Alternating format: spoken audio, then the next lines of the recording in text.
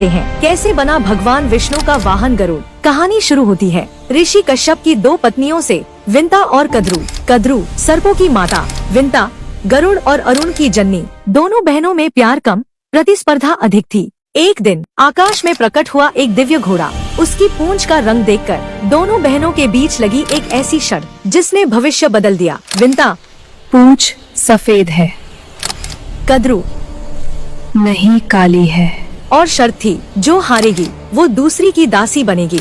लेकिन कद्रू ने धोखे का सहारा लिया। अपने नाग पुत्रों को आदेश दिया, घोड़े की पूंछ से लिपट जाओ और उसे काला दिखा दो। धोखे की जीत हुई और विंता हार गई। वो अपनी ही बहन की दासी बन गई। जब गरुड़ ने अपनी माँ को इस दास्ता में देखा तो उनका हृदय क्रोध से जल उठा। वे नागों के सामने गरजे, मेरी माँ को मुक्त करो।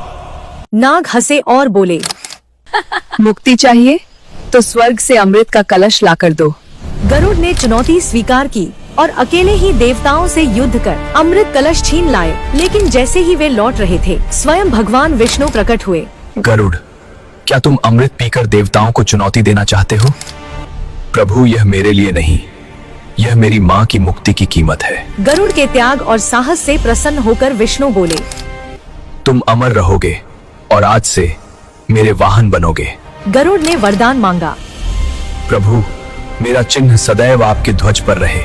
तभी से विष्णु का ध्वज कहलाया गरुड़ ध्वज। और विंता सदैव के लिए मुक्त हो गई। लेकिन नागों के साथ एक रहस्य और जुड़ा। वे अमृत पीने से पहले स्नान करने गए और तभी इंद्र आ पहुँचे। कलश उठा लिया और स्वर्ग ले गए। नाग लौटे और वहाँ पाया सिर्फ घास। उन्हें लगा कि यहाँ अमृत की कुछ बूंदें गिरी होंगी, इसलिए वो उस जगह को चाटने लगे। इसी से उनका मुंह फट गया और तभी से कहा जाता है, नागों की जहवा फटी होती है।